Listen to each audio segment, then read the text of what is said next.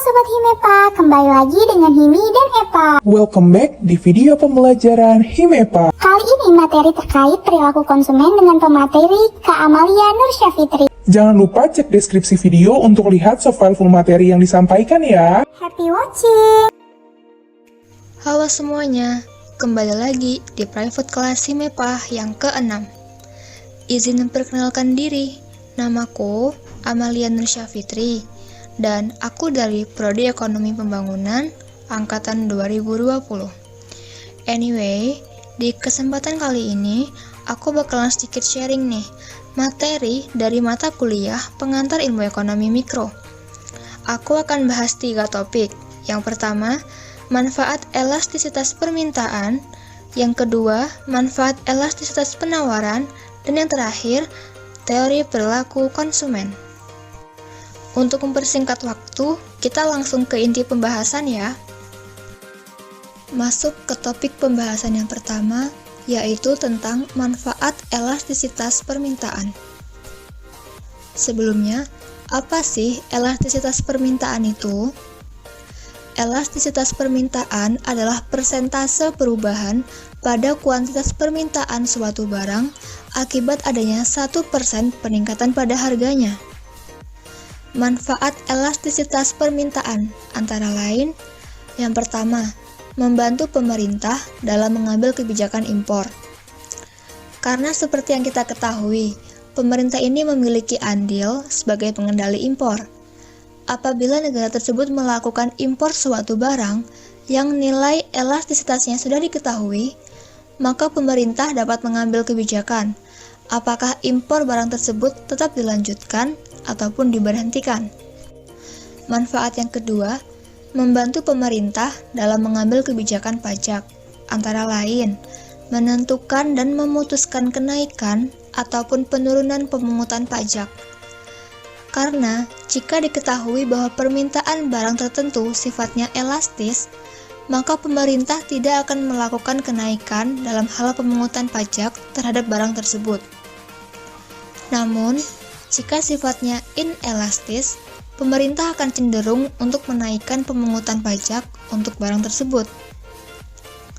Sedangkan, untuk golongan pebisnis, apabila diketahui nilai elastisitas permintaan dan elastisitas penawaran, tentu bisa membantu untuk perusahaan melakukan pergeseran beban pajak, karena tidak semua ataupun sebagian jumlah beban pajak yang dipungut oleh pemerintah itu dibebankan kepada konsumen.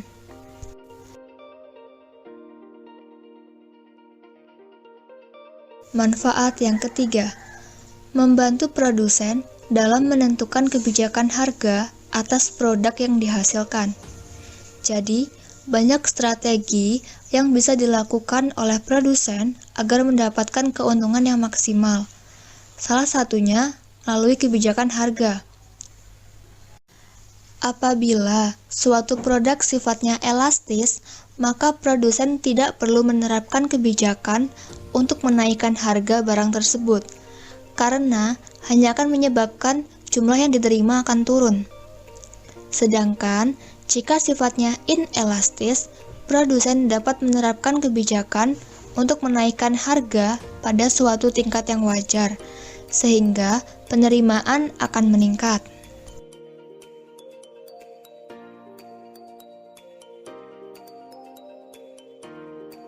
Masuk ke topik pembahasan selanjutnya, yaitu tentang manfaat elastisitas penawaran.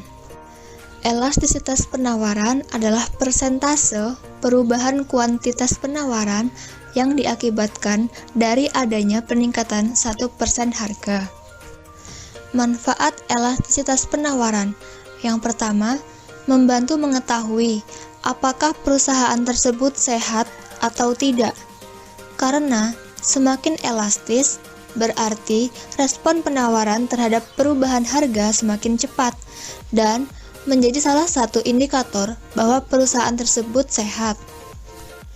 Manfaat yang kedua, membantu perusahaan untuk mengetahui kebijakan yang akan diambil untuk periode mendatang. Misalnya, saat ini perusahaan berada pada posisi inelastis, Maka, untuk membuat perusahaan menjadi elastis penawarannya, perusahaan akan mengambil beberapa kebijakan, di antaranya memperbarui teknologi, mengganti manusia dengan mesin untuk efektivitas, ataupun melakukan sistem kontrak untuk pegawai demi penghematan. Manfaat yang ketiga, membantu perusahaan untuk melihat hal apa yang perlu diperbaiki. Misalnya nih, perusahaan tersebut sama sekali tidak sensitif.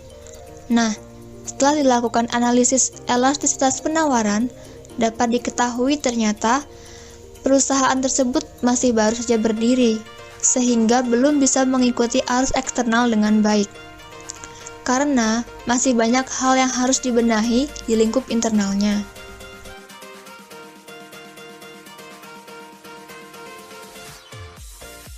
Oke, kita masuk ke topik pembahasan yang terakhir, yaitu tentang teori perilaku konsumen. Teori perilaku konsumen adalah penggambaran bagaimana konsumen mengalokasikan pendapatannya di antara berbagai barang dan jasa yang tersedia untuk memaksimumkan kesejahteraan mereka. Pendekatan kardinal atau nilai guna adalah daya guna yang dapat diukur melalui satuan uang dengan tingkat daya guna suatu barang dipengaruhi oleh subjek yang melakukan penilaian. Jadi maksudnya adalah teori ini tuh beranggapan bahwa kepuasan konsumen dapat diukur dengan satuan tertentu, misalnya harga ataupun satuan kepuasan. Teori ini juga didasari oleh unsur subjektivitas, yang artinya kepuasan mengonsumsi barang tersebut tergantung pada siapa yang mengonsumsi.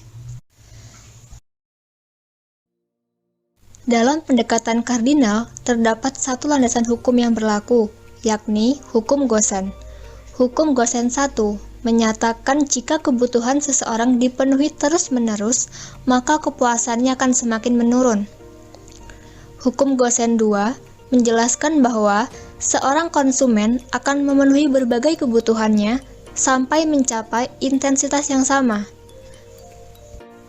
Intensitas yang sama itu ditunjukkan oleh rasio antara marginal utility dengan harga dari barang yang satu dengan rasio marginal utility dengan harga barang yang lain. Apabila suatu barang tertentu semakin berguna bagi seseorang, tentu akan semakin banyak peminatnya. Dapat juga disimpulkan bahwa semakin banyak kuantitas barang yang diproduksi, maka akan semakin tinggi pula tingkat kepuasannya. Perlu diketahui bahwa tingkat kepuasan seseorang konsumen terdiri dari dua konsep. Yang pertama, kepuasan total atau total utility adalah kepuasan atau jumlah daya guna yang dapat dilihat oleh konsumen setelah mengonsumsi sejumlah barang ataupun jasa tertentu. Dan yang kedua adalah kepuasan tambahan atau marginal utility, yaitu tambahan kepuasan atau daya guna yang diperoleh konsumen setelah menambah satu unit barang ataupun jasa yang mereka konsumsi. Berikut ini merupakan gambaran mengenai perbedaan antara kepuasan total dengan kepuasan tambahan yang diperoleh seorang konsumen saat mengonsumsi anggur. Dalam kurva tersebut menunjukkan bahwa kepuasan total terus bertambah seiring dengan anggur yang dikonsumsi. Namun, dapat dilihat bahwa kepuasan tambahannya adalah 0. Angka-angka tersebut mengindikasikan bahwa konsumen memiliki kepuasan tambahan atau utilitas marginal yang berkurang. Semakin banyak mengkonsumsi suatu barang, maka pertambahan unit akan memberikan tambahan utilitas yang makin kecil. Baik, sekian pembahasan kali ini. Terima kasih untuk teman-teman yang bersedia menyimak video ini sampai akhir, dan aku berharap apa yang sudah disampaikan tadi bisa bermanfaat bagi kita semua. Terima kasih juga untuk Himepa Unila yang telah memberikan aku kesempatan untuk bisa sedikit sharing pengetahuan kepada teman-teman semua. Mohon maaf atas segala kekeliruan dalam penyampaian materi maupun keterbatasan informasi yang tadi aku sampaikan. Jangan lupa untuk tetap patuhi protokol kesehatan dan sampai jumpa di lain kesempatan. Terima kasih ya. Semoga video pembelajaran ini bermanfaat ya. See you on the next video.